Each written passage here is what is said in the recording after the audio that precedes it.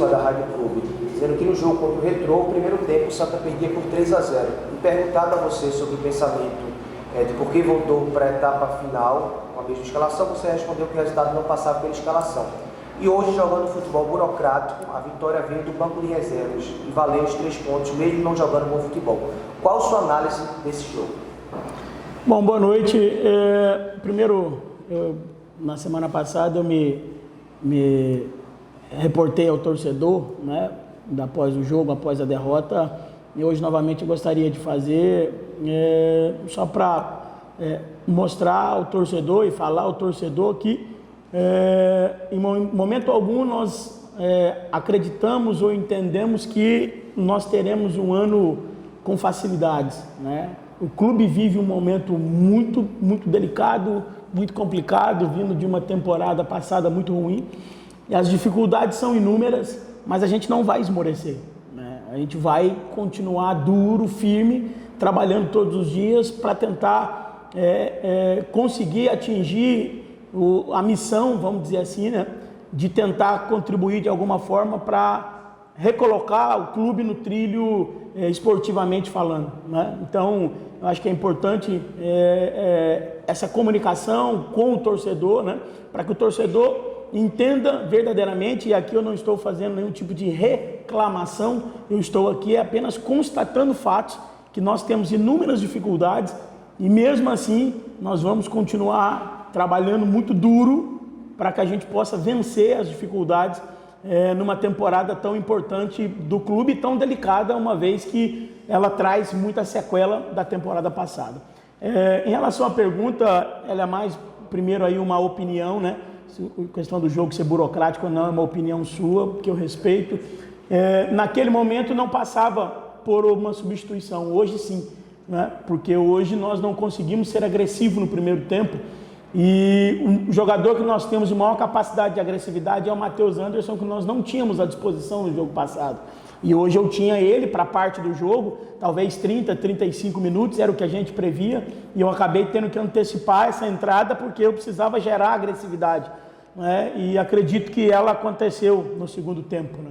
E fez com que a gente tivesse um volume mais forte ofensivo, e obviamente que a gente se expusesse, ia se expor um pouco mais, e acabou isso gerando 2 ou 3 contra-ataques agudos da equipe do Veracruz, mas naquele momento não tinha nada que a gente pudesse fazer diferente daquilo. Nós precisávamos agredir, e ficamos expostos ali, né? Mas o grupo teve mais uma vez assim, um equilíbrio emocional muito forte para conseguir sair lá atrás do placar, vindo de uma derrota que doeu muito no jogo passado, conseguiu superar as adversidades e conseguiu uma vitória importante que a gente tinha conversado antes do jogo. Hoje era fundamental vencer. De que forma?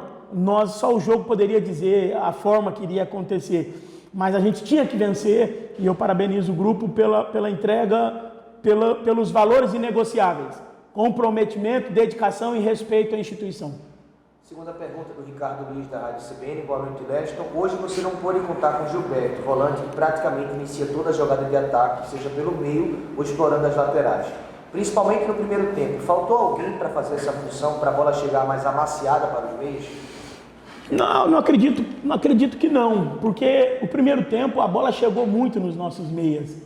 O problema é que nós não conseguimos fazer com que essa bola que chegava na intermediária ofensiva do Veracruz se tornasse uma jogada agressiva, se tornasse uma jogada vertical, se tornasse uma jogada de profundidade, né? E no intervalo nós acabamos, além da troca, acabamos estimulando para que isso acontecesse mais. Era importante a gente levar a bola na lateral da área do Veracruz para que a gente afundasse a defesa do Veracruz e a partir dali tivesse preenchimento de área. E nós acabamos tendo isso no segundo tempo, né? Mas em função da agressividade, né?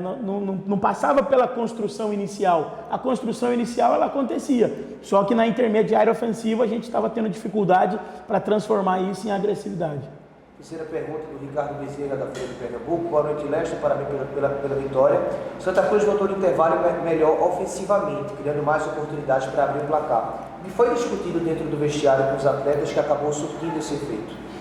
Como eu disse anteriormente, né? Primeiro, a troca, a entrada de um jogador que tem essa característica de agredir, de atacar espaço, de ir para o enfrentamento com o defensor do adversário, né? Então, a simples troca faria com que a gente tivesse um pouco mais de agressividade.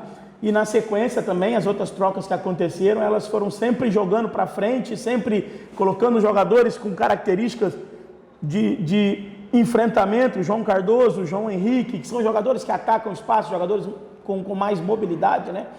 E a gente tinha pedido, obviamente, no intervalo, que a gente explorasse mais essa bola. E ela acabou acontecendo, né? No momento que a gente estava melhorando nesses aspectos, a gente acabou ficando muito exposto, tomamos o gol do contra-ataque, que, repito, nós não tínhamos outra alternativa a não ser essa, né? Mas a gente teve equilíbrio, teve força mental suficiente para conseguir se reequilibrar no jogo e buscar a virada no último momento do jogo ali. Pergunta agora do Edson Júnior, da Rádio Hits FM. Leston, parabéns pela vitória. Gostaria que você falasse sobre o garoto Guedes, que recebeu a oportunidade na partida de hoje. Eu particularmente não gosto, né, de estar individualizando a análise, porque quando você vence as análises individuais, elas acabam gerando, às vezes, muitas expectativas e, às vezes, quando você perde, você individualizar também um comentário, você acaba criando vilão em função, às vezes, de uma análise individual, né? Mas é um garoto que tem potencial, um garoto que está treinando, está se dedicando. Ele se apresentou no início da pré-temporada em dezembro, nós não permitimos, entre aspas, que ele fosse para a Copa São Paulo para que ele pudesse fazer a base da pré-temporada toda com a gente, né? Mais ou menos o que aconteceu com o Elias Carioca em 2019, quando nós também solicitamos, né, para que ele não fosse para a Copa São Paulo, para que ele fizesse todo o processo aqui de pré-temporada, né? E a gente sabia que um dia ia precisar e um dia ia oportunizar, e ele foi bem, assim, naquilo que foi solicitado, né?